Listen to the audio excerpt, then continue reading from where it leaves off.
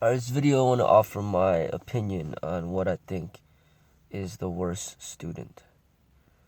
Alright, so aside from payment, all students need to pay. So the worst students are the ones, obviously, that don't pay because that shows they lack appreciation for the teachings.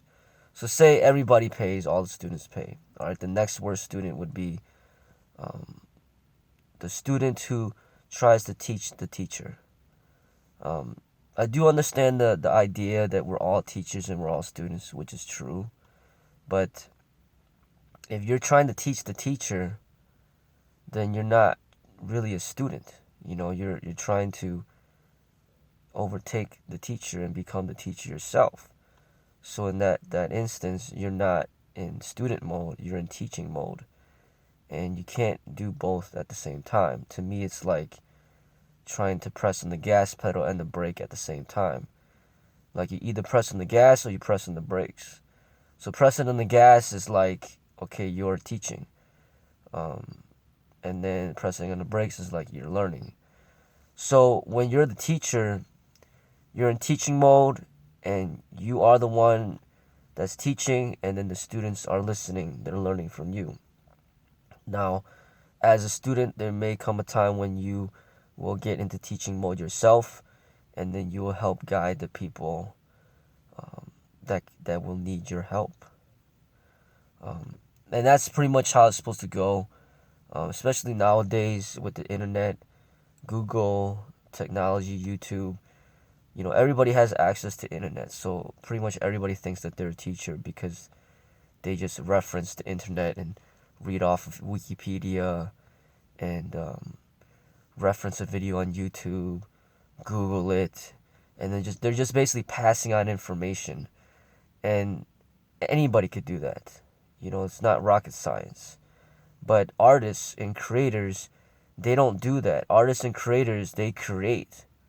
They are the ones who create something out of nothing.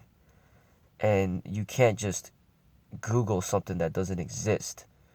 So creators are the ones who, they have something beautiful to share.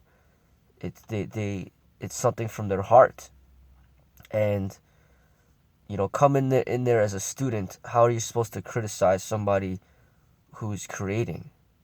It hasn't even been created yet, or it's in the process of being created. How can you criticize something that's not even finished? So students are not in a place to criticize. They're not in a place to teach and to tell the teacher what to do or how he should teach. They're there to learn. And if a student is trying to criticize and judge and direct a teacher, then he's not truly a student. He's in a way trying to overtake the teacher, and that, in my opinion, is the worst student. The best student is somebody who's just open, like open to learn, open mind, ready to just absorb, and there will be times when we will be students, and there will be times when we will have to be teachers. And we need to know and identify when each time comes.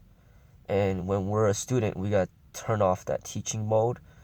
When we're teachers, we have to be very confident and assertive in what we teach, and to not let these know-it-all students, so-called students, try to overtake the teacher. They're not really students, in a way. They're competitive, they're competing teachers in a way, trying to infiltrate into the school, to overtake. And that is not good for any school. We need to know when to listen. We need to know when to talk. We can't do both at the same time. So we need to learn that. We need to learn when to shut up and listen. We need to know when to speak. That's my opinion on that topic.